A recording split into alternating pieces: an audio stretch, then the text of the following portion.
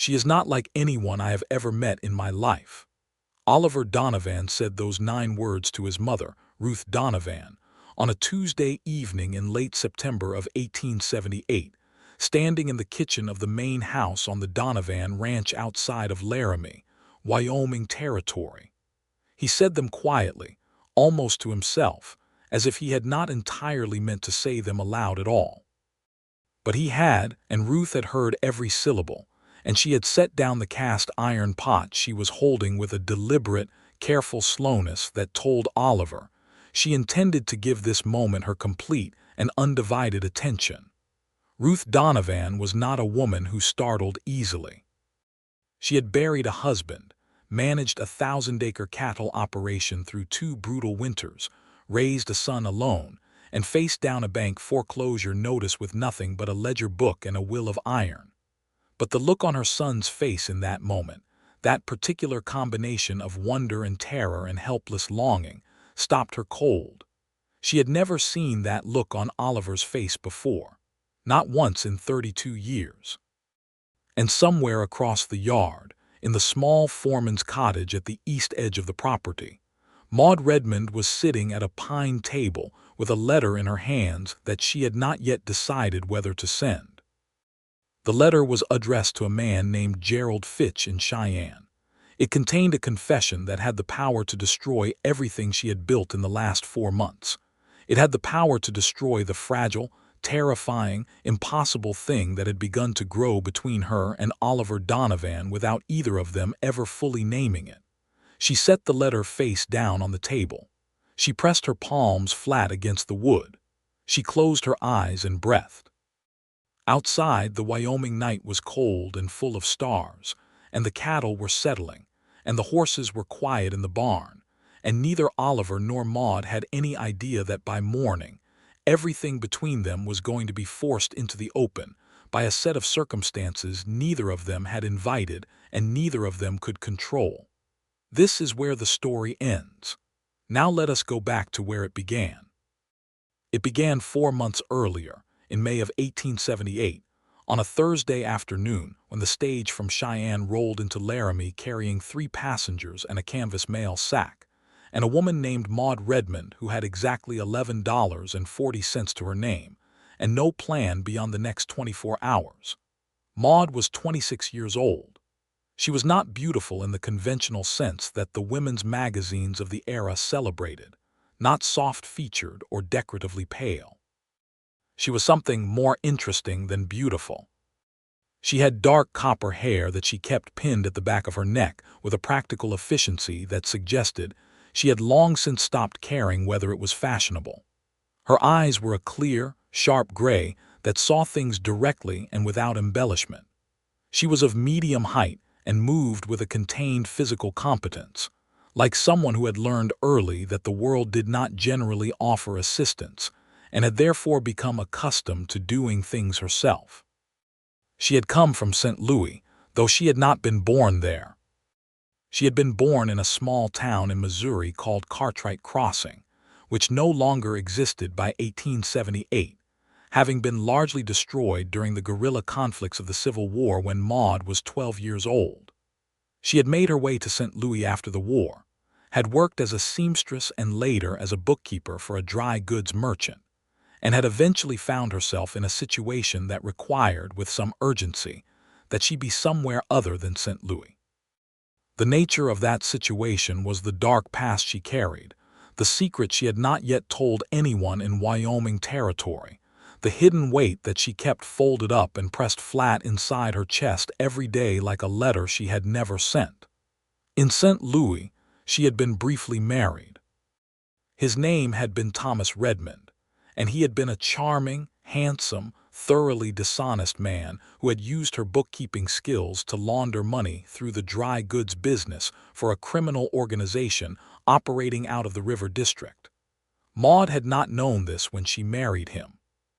She had discovered it gradually, piece by piece, the way you discover a structural problem in a house, first a small crack, then a larger one, then one day the whole wall shifts, and you understand with a cold clarity that the foundation was rotten all along.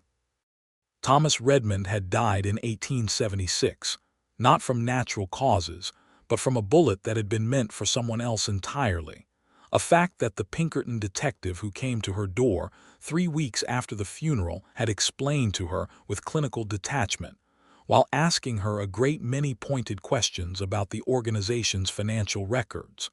Maude had cooperated fully. She had handed over every document she possessed. She had told the detective everything she knew, which was considerable. The result was that 2 men associated with the organization had been arrested and were now serving sentences in a federal penitentiary. The further result was that a third man, a man named Gerald Fitch, who had managed to avoid arrest due to the convenient disappearance of a key piece of evidence, knew that Maude Redmond had talked to the Pinkertons.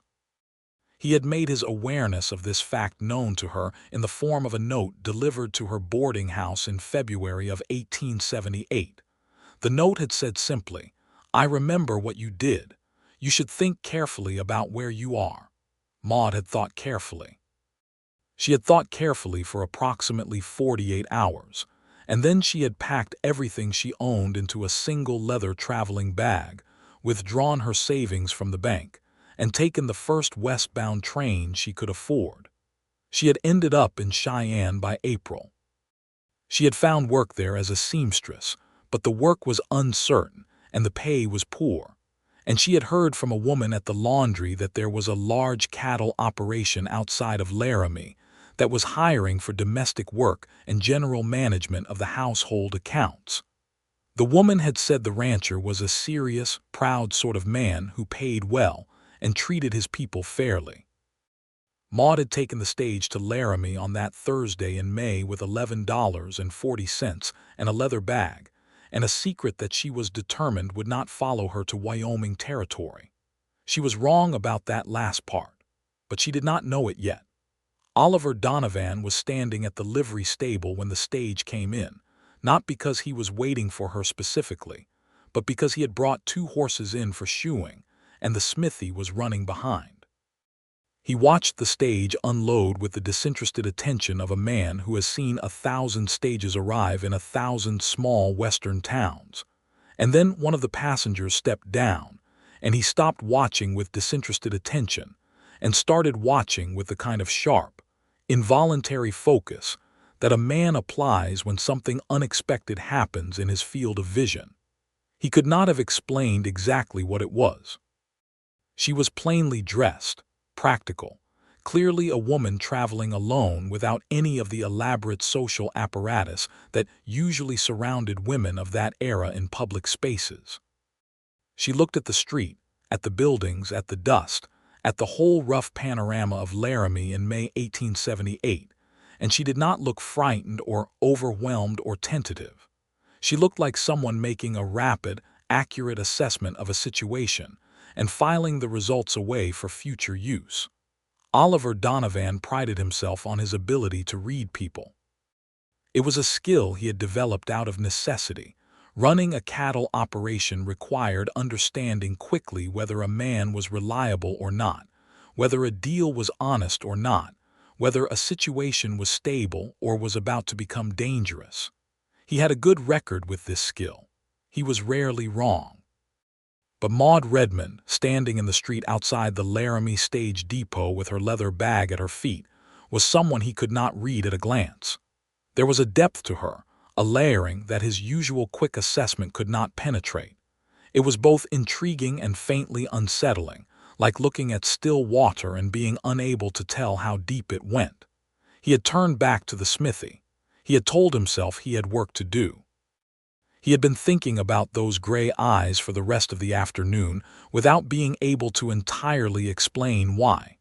It was his foreman, a weathered Texan named Bill Parsons, who made the connection. Bill had been at the feed store when Maude had come in asking about the Donovan Ranch and the position she had heard about, and Bill had spoken to her for 20 minutes and come back to the ranch that evening with a report. "There is a woman in town looking for the housekeeping and accounts work," Bill had told Oliver, standing at the fence of the main corral. "She has bookkeeping experience. Real bookkeeping, not just adding up a column. She came from St. Louis. She seems sharp." Oliver had asked a few practical questions about her qualifications and references. Bill had said she had a letter from a merchant in St. Louis and one from a woman in Cheyenne who had employed her briefly as a seamstress. "Bring her out tomorrow," Oliver had said. "I will talk to her." He had not known, sitting at his desk that evening reviewing the month's accounts, that the woman Bill was describing was the same woman he had watched step off the stage that afternoon. He had not known until she arrived the following morning, drove up in the hired wagon Bill had sent, and stepped down into the ranch yard with her leather bag and those direct gray eyes that moved across the property with that same rapid, accurate assessment he had seen in Laramie. He had recognized her immediately. Something in his chest had done something he chose not to examine closely. He had interviewed her in the study, which was the most businesslike room in the house, because he was a businesslike man. He had asked about her bookkeeping experience in detail. She had answered in detail. He had asked for specifics about the merchant's operation in St. Louis, and she had given him specifics that were accurate and professional, and demonstrated a genuine working knowledge of double entry accounting that was, frankly, more sophisticated than what he had expected. He had asked why she had left St. Louis. She had said her husband had died and she had wanted a new start. She had said it steadily, without excessive emotion or excessive deflection, and he had found himself believing her because she did not seem like a woman who said things she did not mean. He had offered her the position at a wage of $12 a month plus room and board in the foreman's cottage, which was currently unoccupied since Bill Parsons had a cabin of his own on the north side of the property. She had accepted without negotiating, which surprised him because, based on the quality of her work, she could have asked for more and received it. Later, he would understand that she had not been in a position to negotiate. Later, he would understand a great many things about Maude Redmond that she had not told him on that first morning. But that came later. What came first was 4 months of working alongside each other in the particular intimacy of a shared enterprise, which is a different kind of intimacy than the social kind but is, in its own way, no less revealing.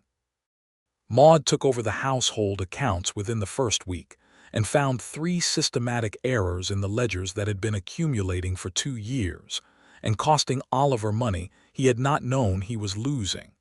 She brought them to him without drama, simply laid the ledger on his desk with the relevant pages marked, and explained what she had found.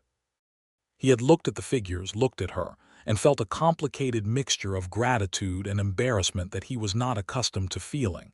"How long has this been going on?" he had asked. "At least since the spring of 1876, based on the pattern," she had said. "I think it was an honest error rather than deliberate, but either way it adds up to a significant discrepancy." How significant? She had named a figure. He had gone very still for a moment. Then he had said, "Thank you, Miss Redmond. That is good work." She had nodded and left, and he had sat at his desk for a long time looking at the corrected figures and thinking that Bill Parsons had been right. She was sharp.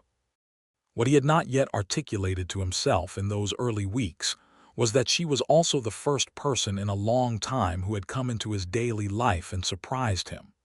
Not in a theatrical way, not through some dramatic gesture, but in the quiet, consistent, daily way of someone who simply was not what he had expected and kept being not what he had expected every single day. His mother noticed before he did.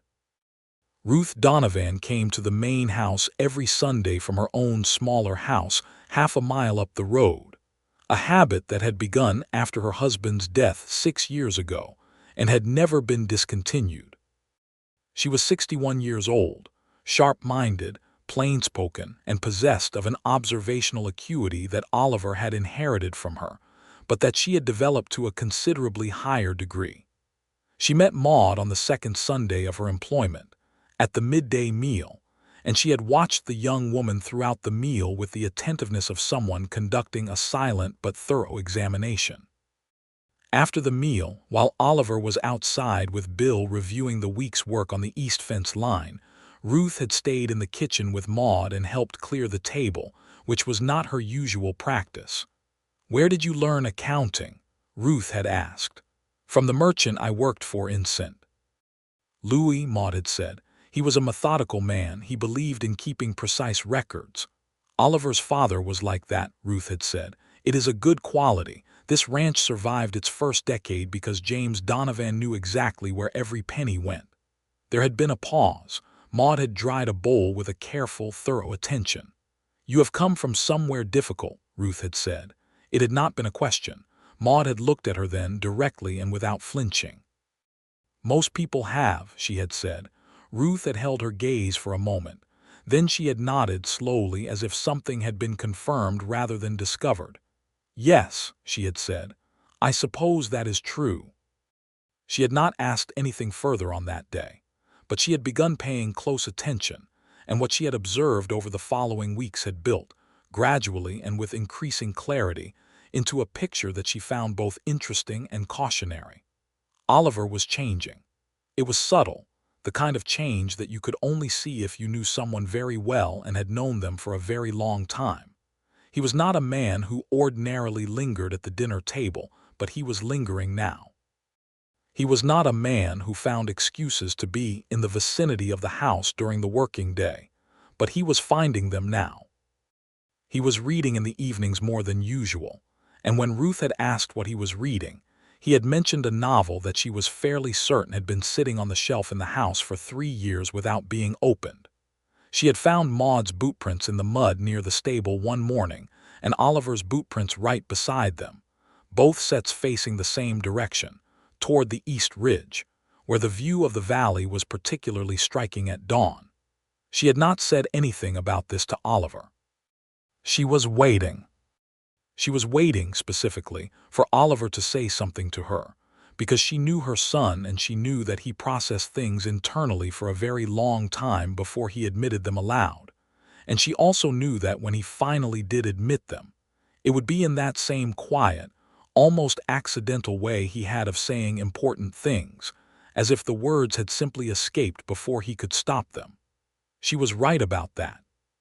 She was right on the Tuesday evening in late September when he stood in her kitchen and said those 9 words, and the pot went down on the stove with that careful, deliberate slowness. But between that moment in May and that moment in September, there was the whole long middle of the story, which was where the real thing happened. The real thing began, as real things often do, not with a grand gesture but with a small crisis. It was a Wednesday in June, 6 weeks into Maude's employment, and one of the horses had gotten into a section of fence that had rotted out along the creek bed and had cut her foreleg on the wire badly enough that Oliver was concerned about the tendon. Bill was away in Laramie picking up supplies, and Oliver was alone with the injury and the horse, who was a high-strung 3-year-old bay mare that did not like strangers and was in pain, and was expressing both of these conditions with energy.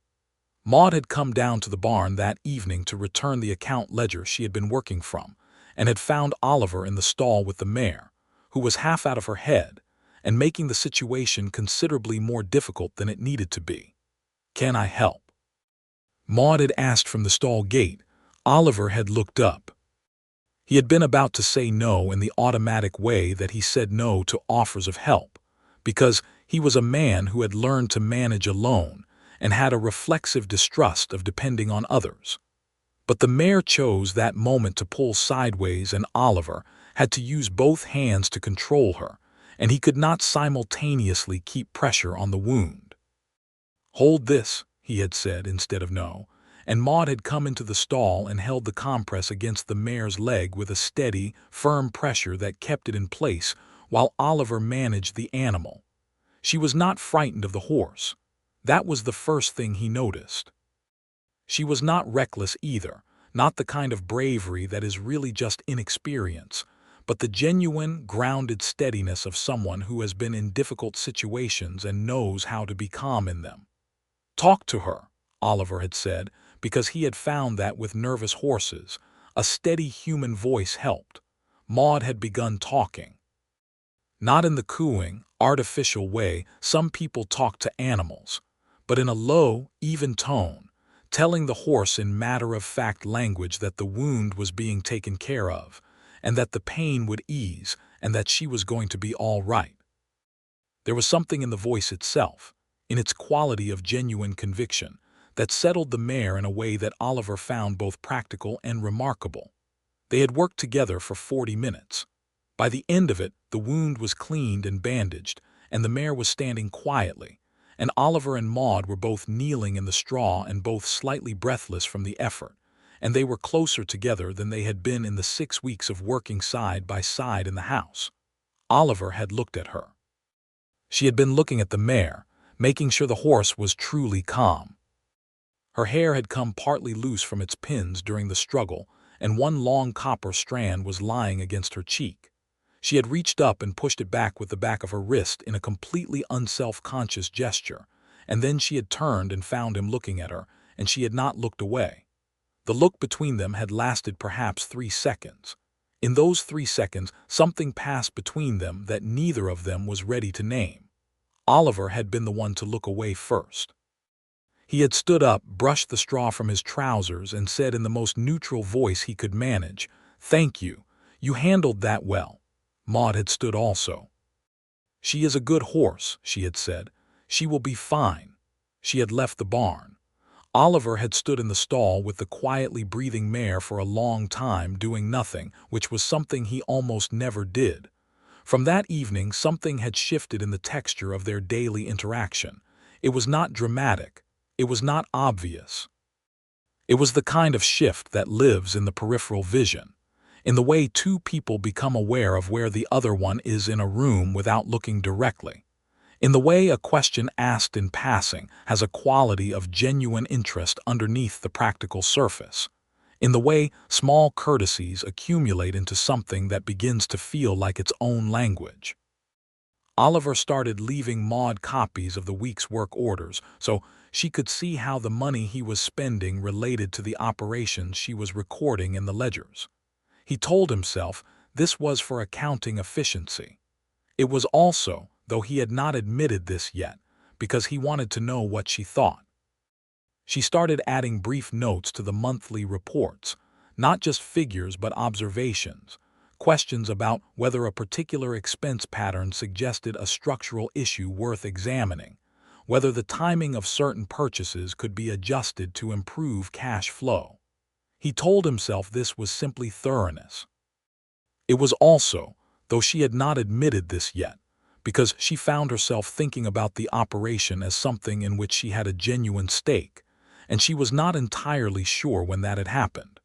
July brought a heat wave and a cattle drive that took Oliver and Bill and 3 other hands out to the summer grazing range for 11 days. Maude was left on the property with the cook, an elderly Mexican man named Pedro Salazar who had worked for the Donovan since before Oliver was born, and the 2 stable boys, young brothers named Marcus and Henry Crane, who were 14 and 16 respectively. Oliver had left Maude a set of instructions for managing the property in his absence, written in his precise, slightly formal hand. The instructions were thorough and comprehensive and treated her as a fully capable adult, which she appreciated. At the bottom of the last page, almost as an afterthought, in slightly smaller writing than the rest, he had added, "There are books in the study if the evenings are long. You are welcome to use them." Maude had read that line 3 times. She had then felt annoyed at herself for reading it 3 times and had put the instructions away and gone back to the ledgers. But the evenings were long, and she did use the books. She had been reading a copy of Darwin's The Descent of Man from Oliver's shelf when he arrived back from the drive, 11 days later, earlier than she had expected. It was late afternoon. She had gone to the study to return the book, and she had been standing at the shelf looking for the right place to put it back when he had come in through the front door, dusty and road-worn but clearly home. He had stopped when he saw her. She had turned with the book in her hand. They had both stood still for a moment in the particular arrested quality of 2 people who had not expected to see each other and who are experiencing, in the moment of unexpected sight, the fact that they had been thinking about each other in the absence. "You are back early," she had said. "The drive went well," he had said. "Is everything all right here?" "Everything is fine," she had said. "The east fence section you were concerned about held. Pedro's knee has been troubling him, but I think it will ease. The accounts are current." He had nodded. He had not moved toward the door or toward his desk. He had been looking at the book in her hand. "What do you think of it?" he had asked. She had hesitated for just a moment, long enough for him to see that she had a real opinion and was deciding whether to share it. Then she had said, "I think he is right about the mechanism, but I think he understates the complexity of what he is describing. Natural processes are rarely as clean as the theory makes them look." Oliver had been quiet for a moment.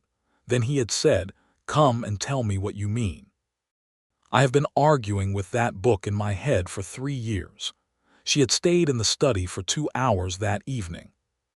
They had argued about Darwin, about selection, about the relationship between individual traits and collective outcomes, about whether intelligence was an advantage or a liability in conditions of genuine survival. They had argued with the genuine, energetic pleasure of two people who are well matched and who have been waiting, without knowing it, for someone worth arguing with. Neither of them had noticed the sun going down until Pedro knocked on the study door to ask about supper. After that, the evenings in the study became a quiet, irregular, unannounced but clearly anticipated habit. Oliver would be working at his desk and Maude would be at the smaller table with the ledgers, and somewhere in the middle of the evening, one of them would say something and the other would respond, and the work would be set aside and they would talk about books, about the ranch, about the history of the territory, about the Laramie Treaty of 1868 and what its violation had meant for the Lakota people, and whether there was any honest reckoning being made for what had been done. About the railroads and what they were doing to the open range, about whether Wyoming would achieve statehood in their lifetimes and what difference that would make. Maude had opinions. Strong ones, clearly formulated and well defended. Oliver was not a man who had been accustomed to having his opinions challenged in conversation, partly because he was the owner and operator of a significant property, and the social dynamics of the territory tended to produce agreement rather than argument from the people around him, and partly because he had not, before Maude, encountered many people who were interested in the same things he was interested in, and were also smart enough and secure enough to push back. He found it extraordinary. He found it, specifically, extraordinary in the way that something you have wanted without knowing you wanted it becomes extraordinary in the moment you recognize what it is. He had not yet told her any of this. He had not yet told himself, clearly and in plain terms. But one August evening, after they had been arguing about the question of water rights on the open range, and whether the territorial legislature was ever going to address the issue seriously, and the argument had wound down into a companionable silence with both of them sitting on opposite sides of the fireplace with their respective books, Maude had looked up from her page and found him watching her with an expression she had not seen before on his face. It was an unguarded expression. In a man who was almost never unguarded, it was startling. She had not looked away. Neither had he.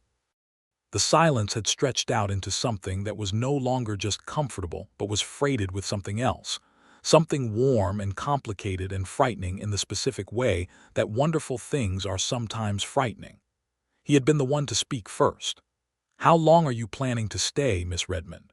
he had asked. His voice was carefully casual, the deliberate neutrality of a man trying to make an important question sound like a simple administrative one. She had known it was not a simple administrative question. "I had not put a limit on it," she had said, equally carefully. "Why, do you have concerns about the work?" "No concerns about the work," he had said. "None at all." Another silence. Then she had looked back at her book and he had looked back at his, and neither of them had said another word about it that evening. But that night, alone in the foreman's cottage, Maude had lain awake for a long time with the darkness of the Wyoming night pressing at the window, and she had thought about the secret she was still carrying, the one she had been so careful with, the one that had begun to feel not like protection but like a trap she was setting for herself. Because the thing about secrets, the dark, specific thing about them, is that they only matter in proportion to what you have to lose. When Maude had arrived in Laramie in May with $11 and a plan no further than 24 hours ahead, the secret had felt manageable. It had felt like something she could carry at a distance from herself, a weight in the bag but not in the room. But now she was in a situation where the secret mattered enormously, because she had come to matter to someone she had not intended to matter to, and who had mattered to her in return in a way she had also not planned. And the secret was not just the secret of her past anymore. It was also the secret of the letter she had received the previous week, because Gerald Fitch had found her, not in person, not yet. But the letter that had arrived, addressed to Maude Redmond in care of the Laramie Post Office, in a handwriting she recognized with a cold shock of dread, had told her that Gerald Fitch had found her, and that he had not forgotten what she had done, and that he was coming west. The letter had said three things. It had said that he knew where she was. It had said that she owed him for what the Pinkerton testimony had cost him. And it had said, with the particular menace of understatement, that he would appreciate it if she would think carefully about how she wanted to handle their reunion. Maude had sat with that letter in the foreman's cottage for a long time on the evening she had received it. She had thought about running again. She had thought about it seriously, had gone as far as mentally calculating how much money she had saved, and whether it was enough to get her somewhere that Fitch could not follow. But something had held her there. Something had made the calculation come out differently than it had in St. Louis. And she knew, with a clarity that was both terrifying and clarifying, that the something was Oliver Donovan and the study and the evening arguments about Darwin and water rights, and the way he had looked at her in the firelight and asked how long she was planning to stay. She could not tell him. That was the trap of it, the thing that made her feel like she was standing on unstable ground with no good option in any direction. She could not tell him about Fitch without telling him everything, and telling him everything meant telling him about Thomas, about the criminal organization, about the Pinkerton testimony, about the fact that she was carrying a past that could bring danger to his property and his people. She had sat with that trapped feeling for days. She had written the letter to Fitch, the one she had not yet sent. She had not yet decided what the letter would be. It had started as an attempt to negotiate, to offer Fitch something that would make him leave her alone. It had devolved, in the writing, into a kind of desperate honesty that she did not know what to do with. She had set it face down on the table the evening that Oliver had told his mother those 9 words. Now it was Wednesday morning, the morning after, and Oliver had come to the foreman's cottage door. He knocked the way he always did, 3 times, efficient and clear. Maude opened the door.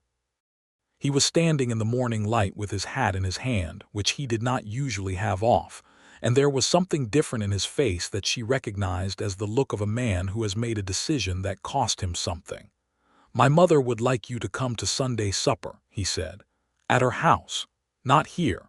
This was unusual. The Sunday arrangements had always been at the main house. "Of course," Maude said. "Is there something specific she wanted to discuss?" "No," Oliver said. Then, after a pause, "She wants to know you better. She told me so directly." Maude looked at him. He looked back at her. The morning air between them was cool and clear and full of the particular electricity that had been building for months without finding its release. "Mr. Donovan," Maude began. "Oliver," he said. It was the first time he had suggested it. His voice when he said it was quiet and slightly unsteady in a way that she had never heard from him before. She stopped. She looked at him for a long moment. Then she said, very quietly, "There are things I have not told you. About where I came from and why I left." He was still. He was watching her face with that same complete attention she had come to recognize as one of his particular qualities, the way he looked at something he considered genuinely important. "I know," he said. That surprised her. I know that there is something you are carrying," he said. "I have known since the beginning. I am not asking you for it. I am just saying that I know it is there." She was silent for a moment. Then she said it could be dangerous not just to me. He had absorbed that. He had not looked alarmed. He had looked instead like a man absorbing new information and integrating it with information he already had. Then tell me what you need, he said. Not what you think I want to hear, what you actually need. Nobody had ever asked her that before, not in exactly those terms. The simplicity of it, the directness of it, hit her somewhere behind the sternum with a force that she had not been prepared for. I need to handle something, she said. There is a man in Cheyenne who knows where I am and who intends to come here. A man from my life in St. Louis. His name is Gerald Fitch, and he is dangerous, and I should have told you about him before now. She had expected alarm. She had expected the particular kind of masculine withdrawal that looked like practicality but was really about self-protection. She had experienced that before, when difficult information was shared, the stepping back, the recalculation, the reassessment of whether she was worth the complication. Oliver Donovan did not step back. He said, "Tell me everything, from the beginning." So she did. They stood in the doorway of the foreman's cottage in the Wednesday morning light, and she told him everything, from Thomas Redmond to the criminal organization to the Pinkertons to the notes, and the letters, and the running, and the reason she had come to Wyoming territory with $11.40 and no plan beyond the next 24 hours. Oliver listened without interrupting. He asked 2 questions, both practical and specific, both aimed at understanding the actual nature of the threat rather than the emotional history of it. When she had finished, he was quiet for a moment, the kind of quiet that is not absence but is processing. Then he said, "You are not alone in this." She had not expected that either. "Oliver, this man could come here with people. He could cause real trouble for your ranch, for your hands, for... I have dealt with trouble before," he said. There was no bravado in it, no performance. It was simply a statement of fact from a man who had been managing difficult situations alone for a long time and was now, clearly and deliberately, deciding not to manage this one alone. "And you have been carrying this alone for months. You should not have had to." The thing that broke open in her chest at that moment was not a romantic feeling, not in any simple sense. It was something deeper and more essential than that. It was the specific relief of a burden that has been carried past the point of endurance being, for the first time, shared. She did not cry. She was not a woman who cried easily. But her eyes went bright and her breathing shifted, and she looked away for a moment, out across the yard to where the horses were moving in the morning corral, and she pressed her lips together in the deliberate way of someone maintaining composure by force of will. "Thank you," she said when she could. "Come to Sunday supper at my mother's house," Oliver said, "and between now and then let me think about what to do about Fitch." She looked at him again. He was watching her with that same quality of complete attention, but now there was something else in it, something warmer and more open than she had seen before, something that had come uncovered in the last few minutes like ground cleared by rain. "All right," she said. "Oliver." He had smiled then briefly, with a warmth that completely transformed his usually contained face. Then he had put his hat back on and walked back across the yard toward the main house, and Maude had watched him go and had felt something she had not felt in a very long time.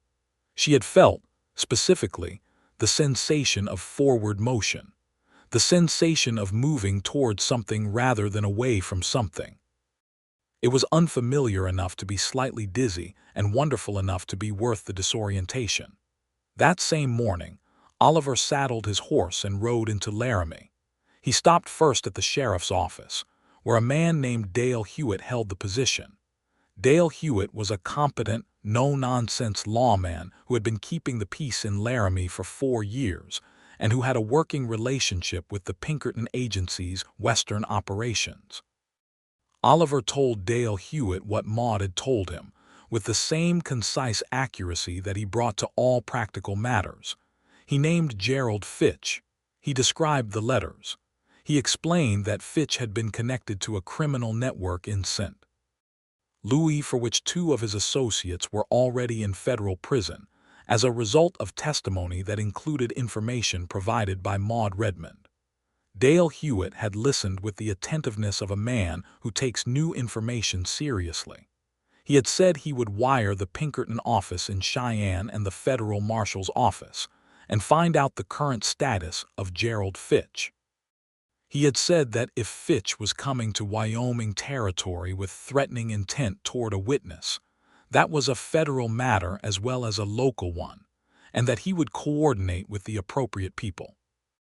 Oliver had thanked him and ridden to the telegraph office and sent a wire himself to a contact in Cheyenne who owed him a favor and who had connections in the kind of places where a man like Fitch would stay if he came to the territory.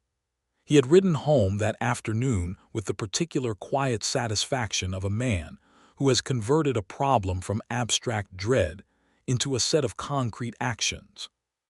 The secret that Maude had been carrying alone had become, in the course of a single morning, something that 3 different people with actual authority were now paying attention to. That did not eliminate the danger, but it changed its character substantially. He had not told Maude about any of these specific actions that evening. He had only told her that he had made some inquiries, and that he expected to have more information by the end of the week. She had looked at him with an expression that he was learning to read, a mixture of the habitual self-sufficiency of someone who had managed alone for a long time, and the newer, more tentative quality of someone beginning to discover that they did not have to. Sunday came. Maude wore her best dress, which was a deep blue wool that was practical for the Wyoming autumn, and she braided her copper hair and pinned it carefully, and she walked the half-mile up the road to Ruth Donovan's house in the clear September afternoon with her hands steady and her pulse not entirely steady. Ruth met her at the door. The house was smaller and more personal than the main ranch house, full of the particular density of a lifetime's accumulation, books and photographs, and a quilt on the settee that was clearly old and clearly loved and clearly made by hand. It smelled of the roasting chicken that was going to be their supper, and of wood smoke, and of something floral that might have been dried lavender. Oliver was already there, standing by the fireplace, and he watched Maude come in with that quality of attention that she was coming to understand was one of the most particular things about him. The way he looked at what mattered to him as if it were the only thing in his field of vision. Supper was a long, unhurried affair. Ruth was a superb cook and a skilled conversationalist, and she orchestrated the evening with a subtlety that Maude, who was herself observant, recognized and admired. She drew Oliver out on the subject of the ranch's history, which he was proud of but not usually forthcoming about. And she asked Maude about her reading with the genuine curiosity of an intelligent woman who had not had many opportunities for that kind of conversation. And she watched, with the sharp, experienced eyes of a mother who loves her son and wants the best for him, the way Oliver and Maude talked to each other, and listened to each other and occasionally disagreed with each other in the easy, comfortable way of 2 people who are entirely safe with each other. After supper, when Oliver had gone to help with the horses in Ruth's small barn, Ruth and Maude were alone in the kitchen, which was, Maude thought, probably not an accident. "He told me something about you," Ruth said, drying a plate with the same careful thoroughness she brought to everything. "He told me you were not like anyone he had ever met in his life." Maude looked at her, startled. Ruth met her eyes calmly. "He did not say it to me as information," Ruth said.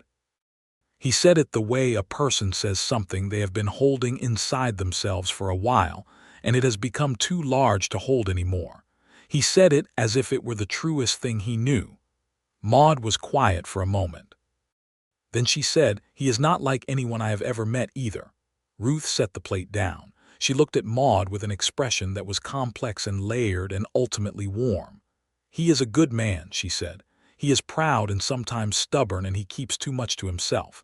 But he is fundamentally good, and he has been alone for a long time, not from lack of opportunity, but from lack of finding what he was actually looking for." "What was he looking for?" Maude asked.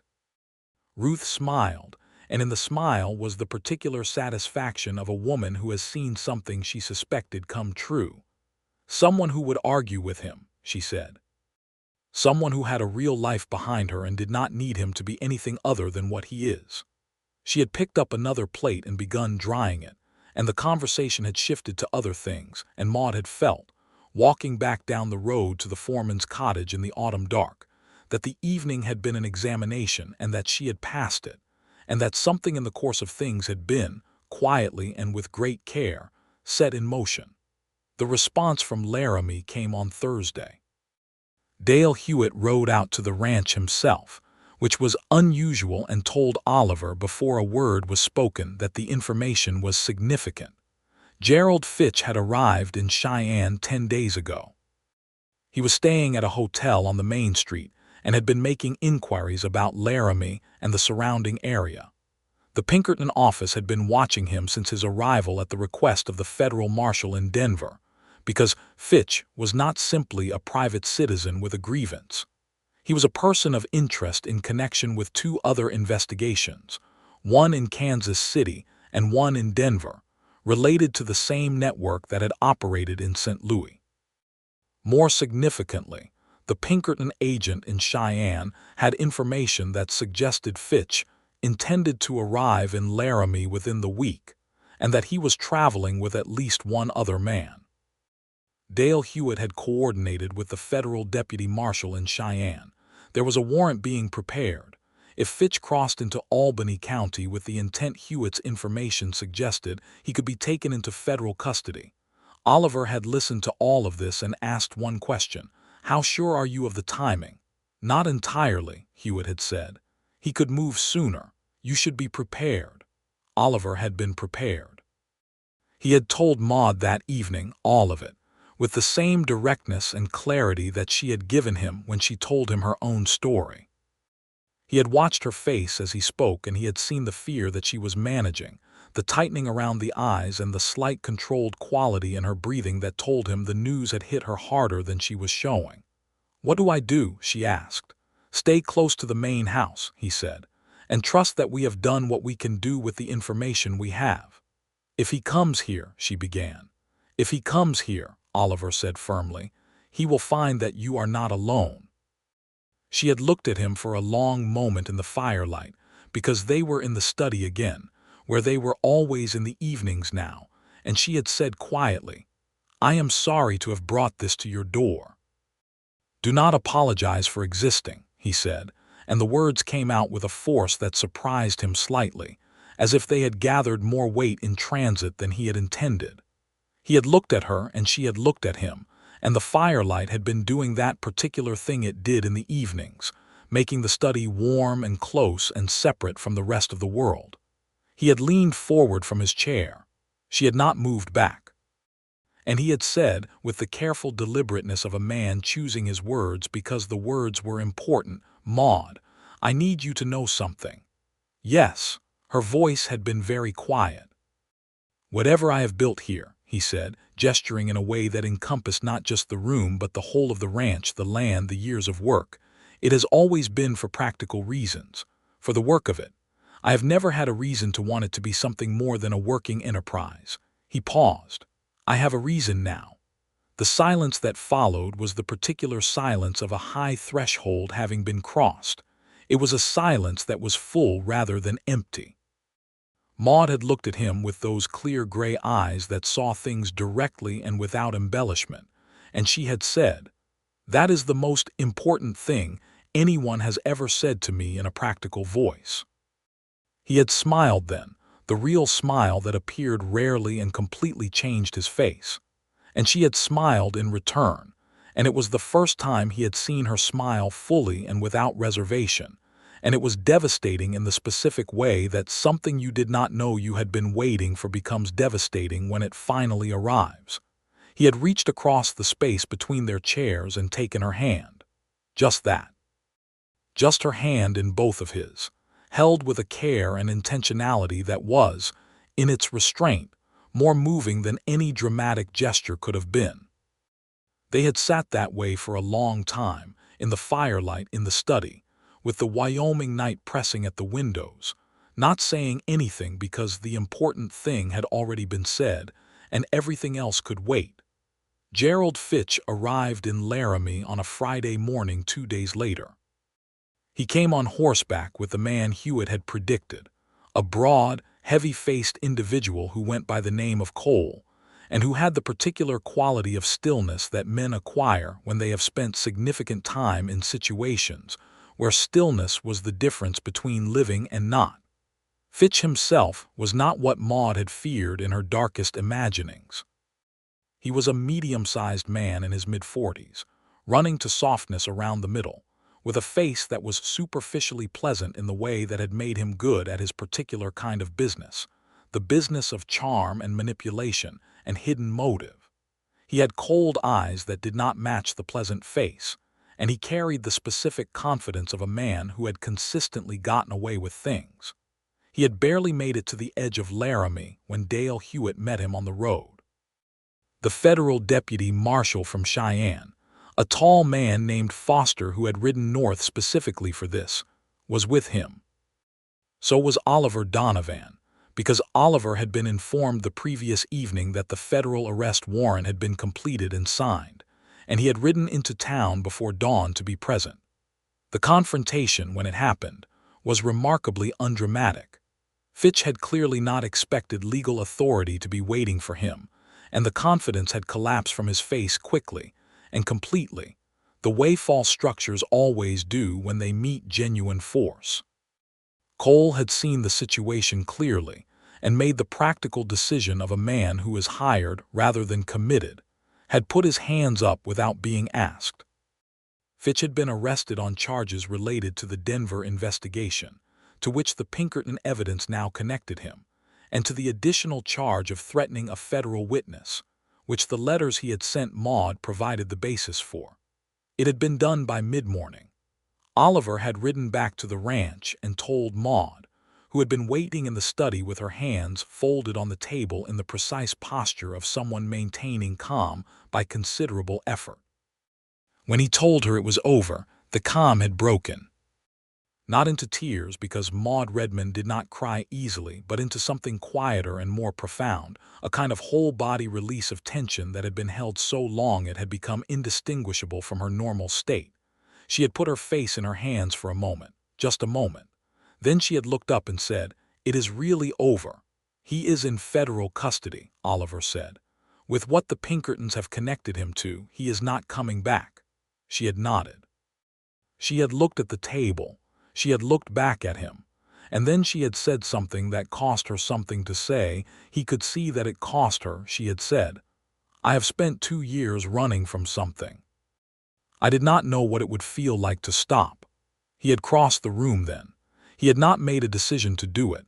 It had simply happened the way things happen when the restraint of months gives way all at once.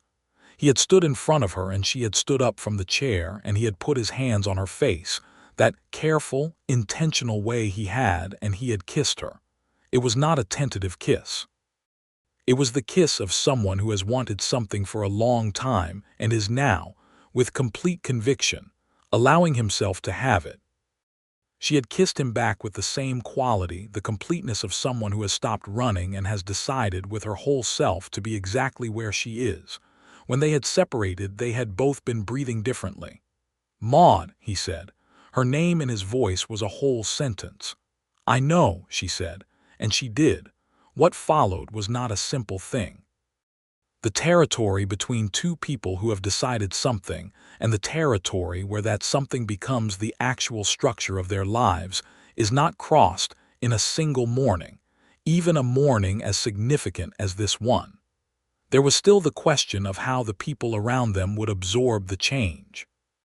There was still the question of Oliver's pride, which was real and deep-seated, and had kept him from admitting anything to anyone, even himself, for months. There was still the question of Maude's independence, which was also real and deep-seated, and which was not going to dissolve simply because she had decided to trust someone. Ruth Donovan, for her part, absorbed the change with the equanimity of a woman who had expected it.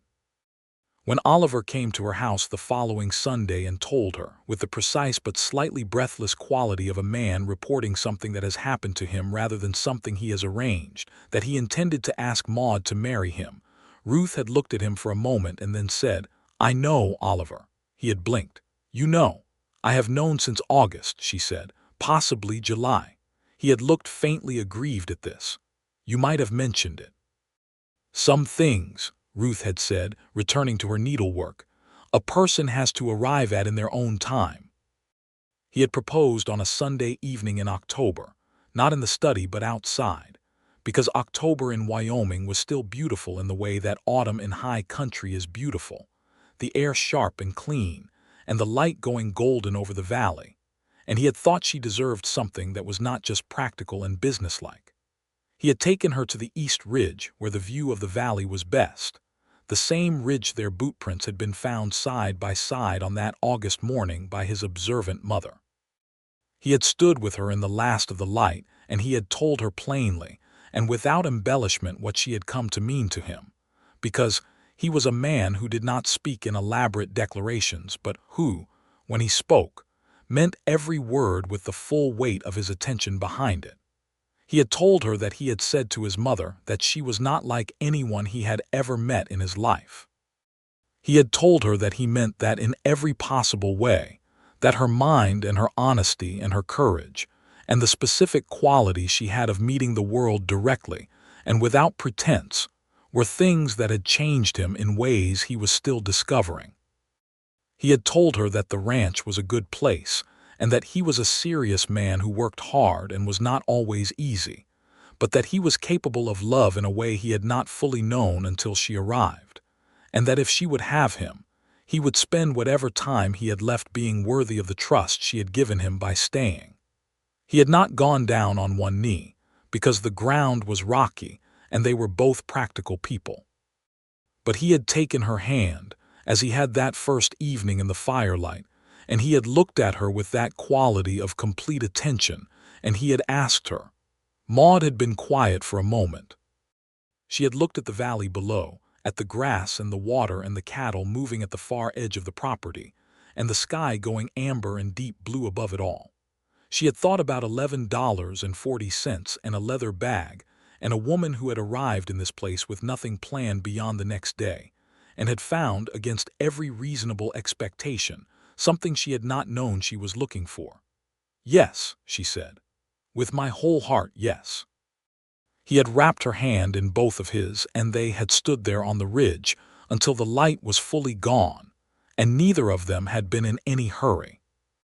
They were married in Laramie in November of 1878, at the small Episcopal church on 2nd Street, by a minister named Reverend Clarence Webb, who performed the service with a warmth and efficiency that Oliver approved of.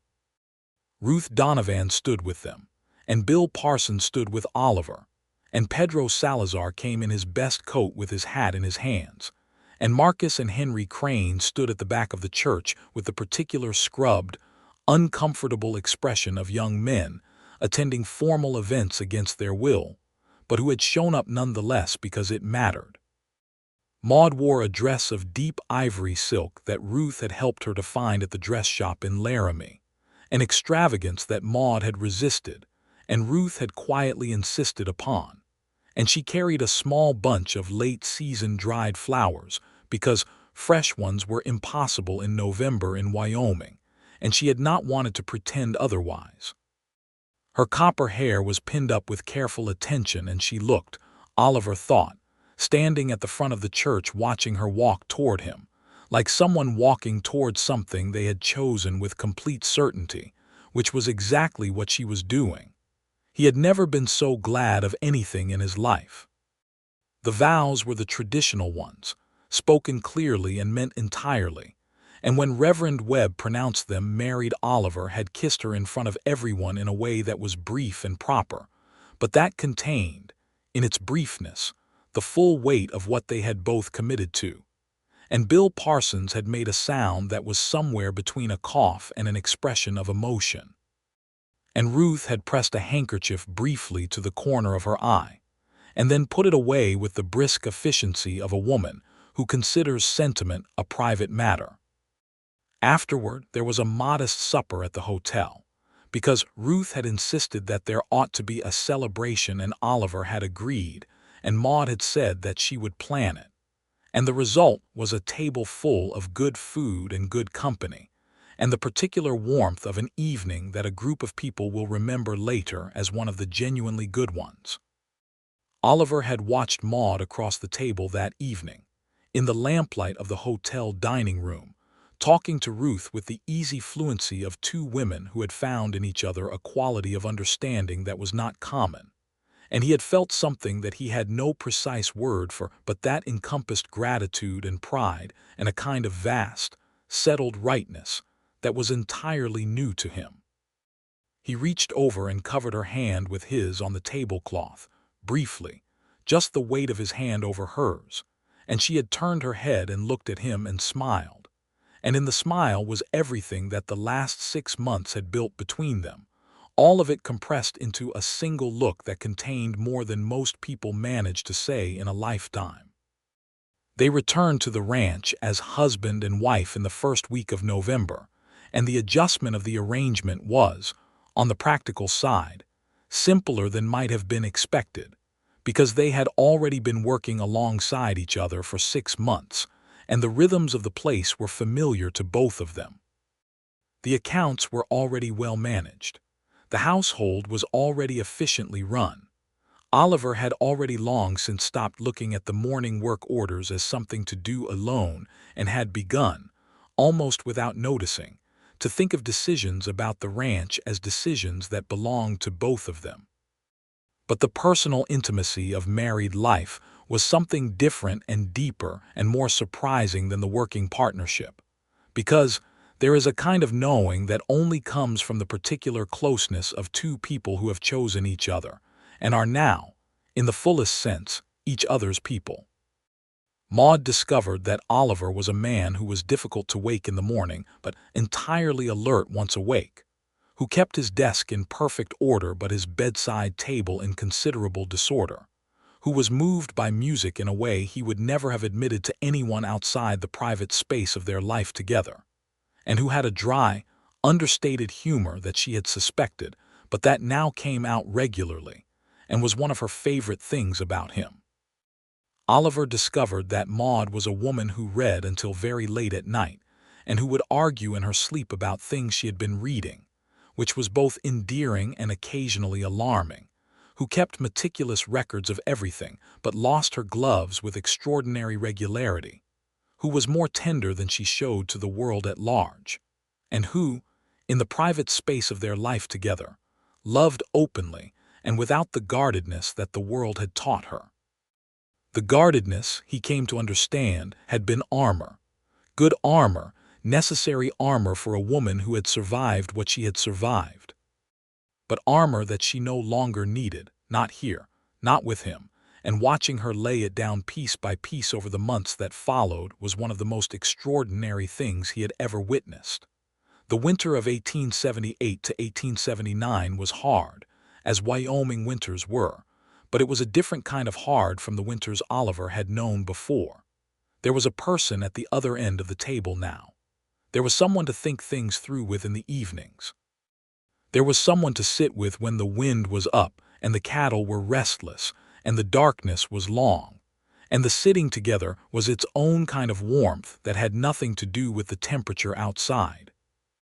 Ruth came for Sunday supper as she always had, and now she and Maude planned the meal together in the kitchen and talked in the easy, substantive way of two women who have come to genuine mutual respect. And Oliver would listen to the sound of their voices from the study and feel that particular kind of contentment that is not excitement but is, in its depth and steadiness, far more valuable. Spring came. The cattle drive in July of 1879 was the largest Oliver had undertaken, 300 head to the railhead at Cheyenne, and Maude managed the ranch in his 11-day absence, with a competence that was by now entirely expected, and a personal steadiness that was the fruit of what the past year had built in her. She also, that same July, told him something that she had confirmed with the doctor in Laramie the week before he left for the drive and had decided, with the very Oliver-like instinct for timing that she seemed to have acquired from extended proximity to him, to tell him on his return. He came back from the drive on a Thursday evening, earlier than expected because the cattle had moved well, and the railhead had been ready and organized for once, and he found her in the study with the accounts as usual, but with a quality in her stillness that was different, a kind of contained attention that he had learned to read as significant. "Tell me what you know," he said, because it was his version of asking her what she was thinking. She looked up. She had the specific expression of someone who has been rehearsing a piece of news and has now decided to set the rehearsal aside and simply say it. "We are going to have a child," she said. Oliver Donovan, who was a contained and practical man who had built a career on processing information calmly and responding without excessive reaction, sat down in his chair in a way that suggested his legs had made a unilateral decision without consulting the rest of him. He looked at her for a long moment. His face went through several things quickly. Then he said, with a quietness that was full of something vast, "When?" "February," she said. "The doctor says February." He had stood back up. He had crossed the room. He had taken her face in his hands, that careful and completely intentional way he had, and he had kissed her forehead and then her mouth, and then he had pressed his forehead against hers, and they had simply stayed there for a moment with their foreheads touching in the lamplight. "February," he had said again, as if he were getting used to the word. "Are you pleased?" she asked. He pulled back enough to look at her. The expression on his face was the most unguarded she had ever seen it. "Pleased," he said, "is a significant understatement." Ruth Donovan received the news the following Sunday with a quality of joy that she expressed in the form of immediately beginning to knit. She knitted through the autumn with the focused intensity of a woman who has a deadline and a purpose, and by January she had produced a quantity of small, warm things that would have been adequate for several children.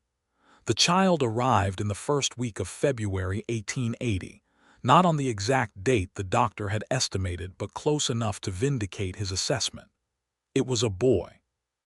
Oliver was present through the labor in the way of a man who has decided that his presence matters more than his comfort, who stood where Maude needed him to stand and held her hand through the difficult parts, and did not make any of it about himself.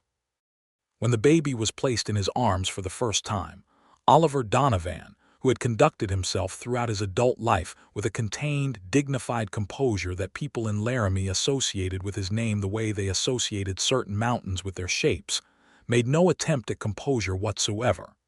He held his son and he looked at Maude, who was exhausted and luminous and watching him with those gray eyes that saw everything directly, and he was unable to speak for a moment. Then he said, "James." I would like to call him James, after his father. After the methodical, precise man who had built the ranch and taught Oliver that a ledger kept correctly was the foundation of everything.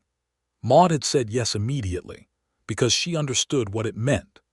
James Donovan was born on the 7th of February, 1880, weighing 7.5 pounds, and arriving with a quantity of dark hair that was going to be a matter of some fascination over the following weeks as everyone attempted to determine which parent it came from.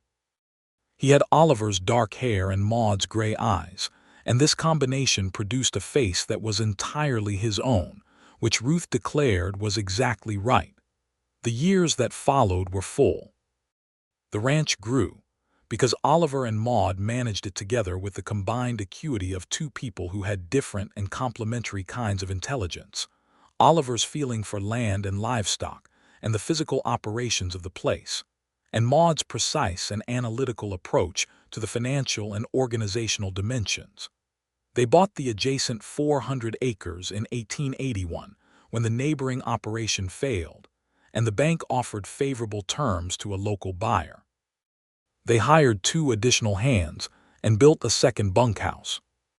The cattle operation expanded to include a small breeding program for quarter horses that became, by 1883, a secondary revenue stream that Maude had proposed in one of their evening conversations and Oliver had initially resisted, and then, after reviewing her projections, had adopted with the practical completeness of a man who can change his mind when the evidence demands it.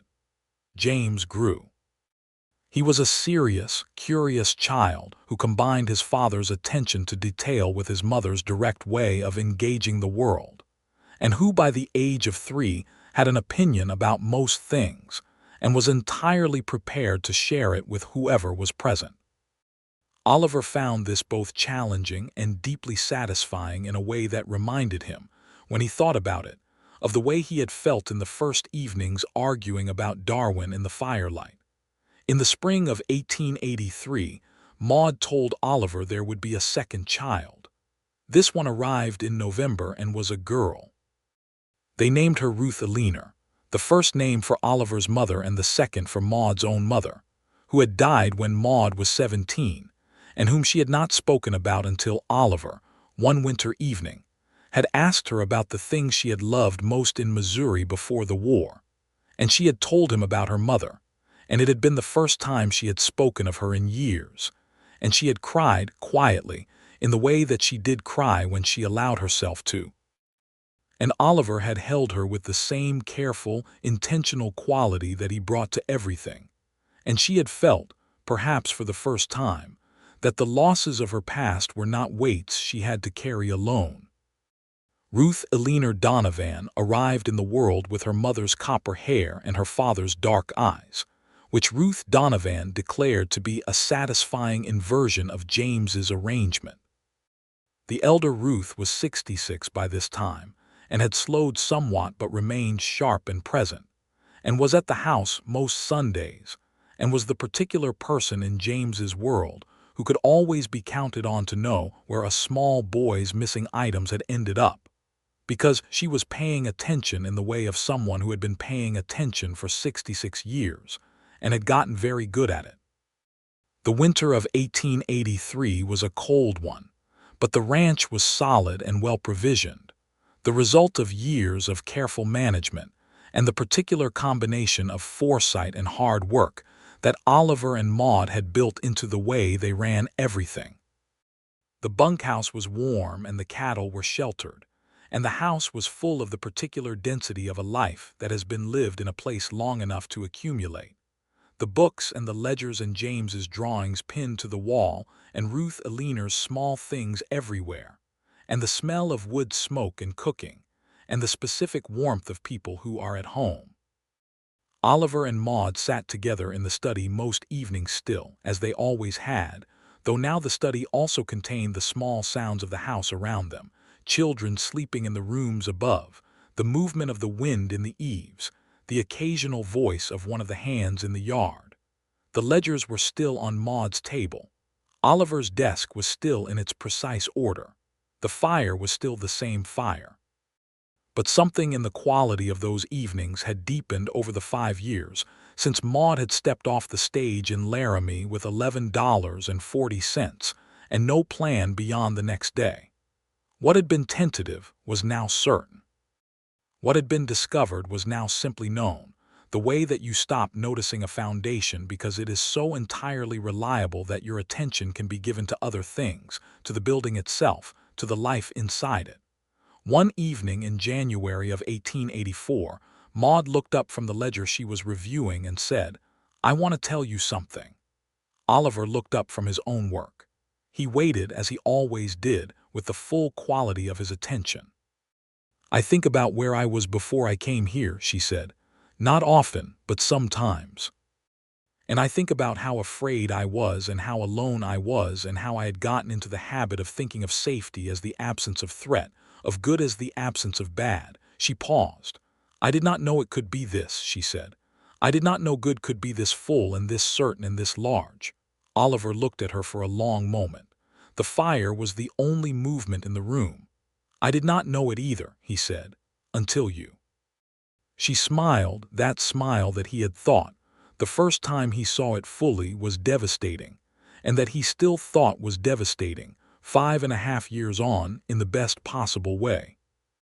He got up from his desk and came to her table and sat in the chair beside her, and she put her hand over his on the table's surface, her fingers over his knuckles, and they sat there in the firelight the way they had that very first evening when something passed between them that neither of them had been ready to name.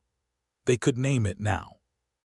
They had been naming it for years, in the particular language of two people who have chosen each other completely. In the evenings and the mornings and the arguments and the laughter and the hard work and the children and the long Wyoming winters and the springs that came after them. Ruth Donovan passed away in the spring of 1885, quietly and in her own home and without suffering, the way that strong, clear-minded women sometimes do, as if they have completed everything they set out to do and can go with the same efficiency they brought to living. She was 68 years old. She left behind a son who had become more fully himself than she had ever dared to hope for, a daughter-in-law she had come to love with a genuine and uncomplicated affection, and two grandchildren who would remember her for the rest of their lives.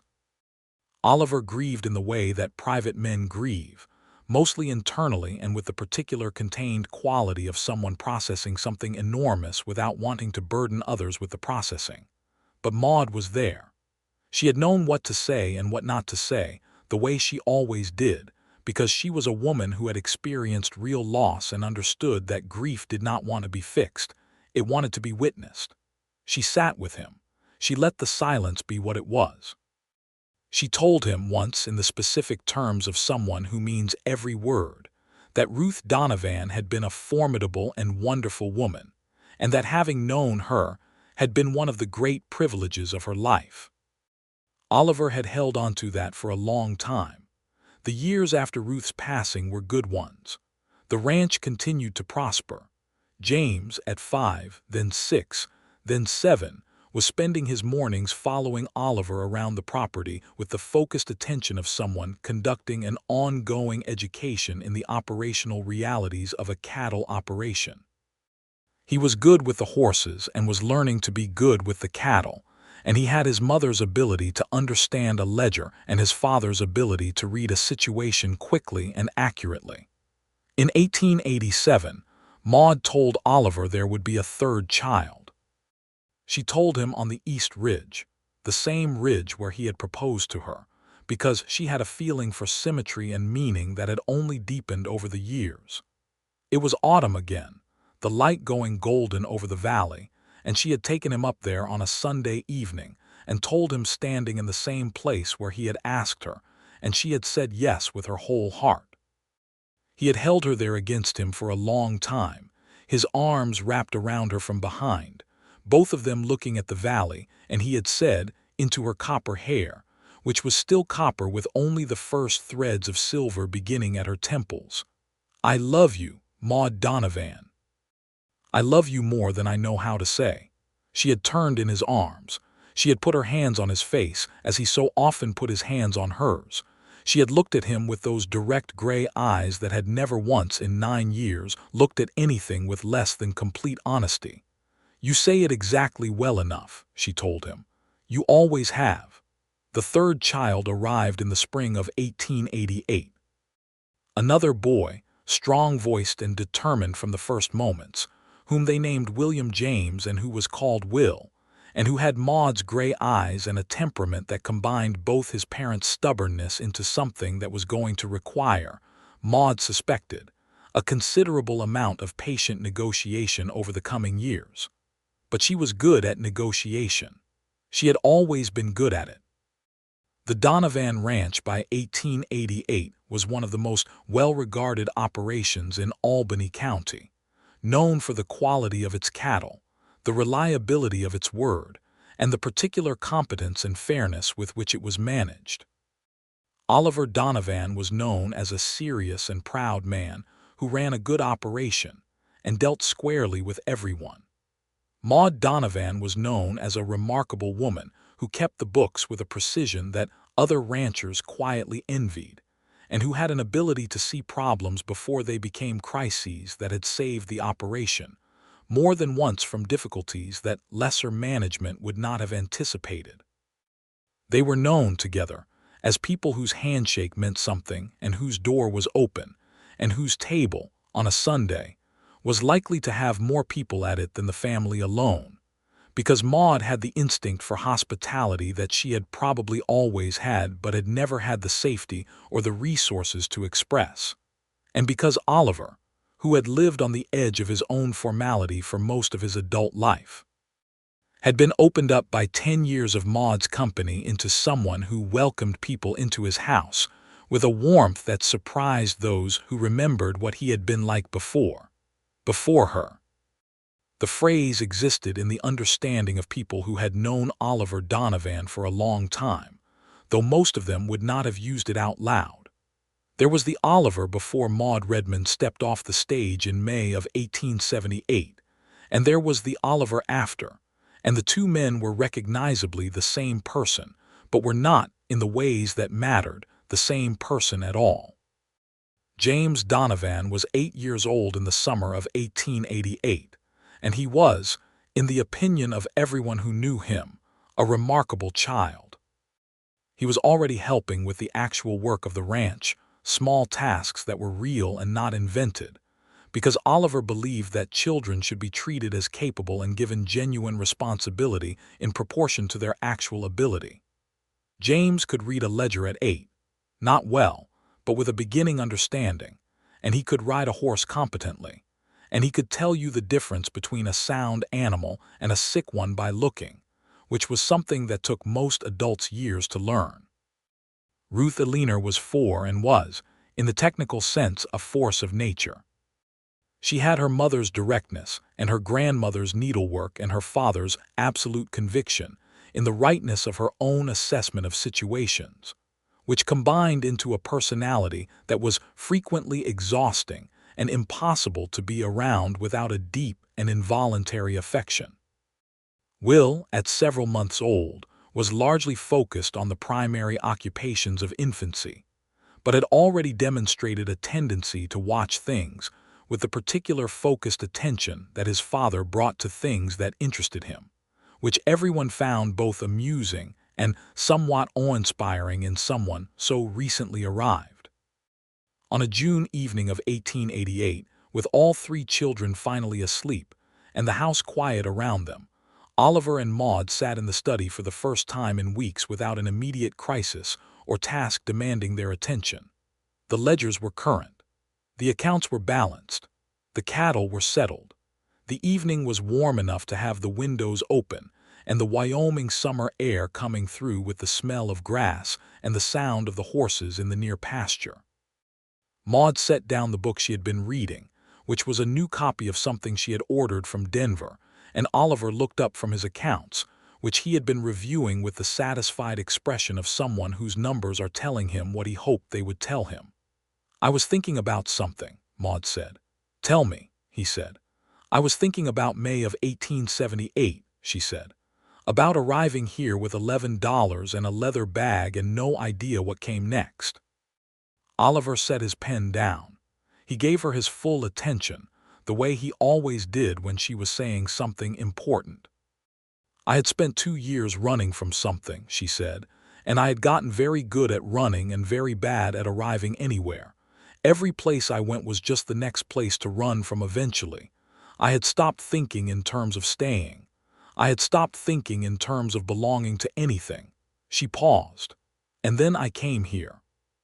He was watching her in the lamplight, in the study that was entirely theirs now, that had accumulated 10 years of evenings and arguments and laughter, and the kind of conversation that only happens between people who are genuinely, permanently safe with each other. "And then I came here," she said again, "and I found that the world was larger than running. That there were things worth stopping for." She looked at him directly with those clear, seeing gray eyes. "You were worth stopping for." Oliver Donovan, who had once been a proud and contained man who kept almost everything inside, who had needed to be opened up by the particular patient, honest, extraordinary presence of a woman who was not like anyone he had ever met, got up from his chair and crossed the room and sat beside her on the settee that they had bought together at the general store in Laramie in the spring of 1879, and that was now the most comfortable piece of furniture on the property from sheer accumulated use. He put his arm around her. She leaned against him, her head against his shoulder, in the easy way of 2 people who have been doing this for a long time, and for whom it has become as natural as breathing. Outside, the Wyoming summer night was warm and full of stars, and the cattle were settled, and the horses were quiet in the barn, and somewhere upstairs James was dreaming, and Ruth Aliner had one arm thrown outside her blanket in her habitual sleeping chaos, and Will was making the small, steady sounds of an infant sleeping deeply and well. The Donovan Ranch was full of the breathing of people who were home. Oliver pressed his lips to the top of Maude's head, briefly, in the way that had become over 10 years of marriage one of his characteristic gestures, the small, unremarked demonstrations of tenderness that were not performed for anyone but were simply what they were. "Not like anyone I have ever met in my life," he said quietly into her copper and silver hair. She laughed, a quiet, warm sound. "Your mother told me you said that." "I know she did," he said. "She told me she told you." "And were you annoyed?"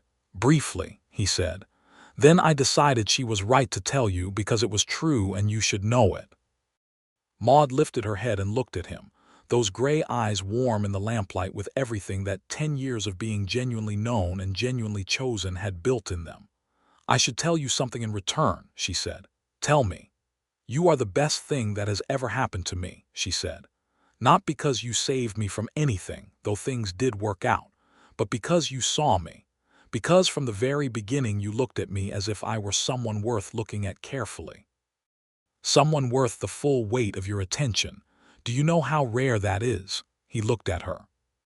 He knew how rare it was because he had looked at a great many people in his life and had not given many of them that quality of attention, because very few of them had warranted it in the specific way she meant. "I know," he said. "I know because you are the only person who has ever looked at me that way in return." The lamp was burning low. The night was still and warm. Somewhere in the distance, down the valley, a coyote called once and was answered, and then the quiet returned.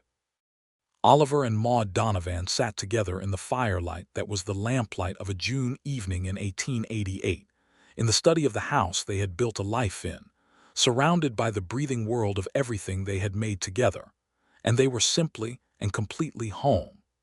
The story of how the proud rancher had told his mother that she was not like anyone he had ever met in his life had begun with 9 words spoken in a kitchen on a September evening.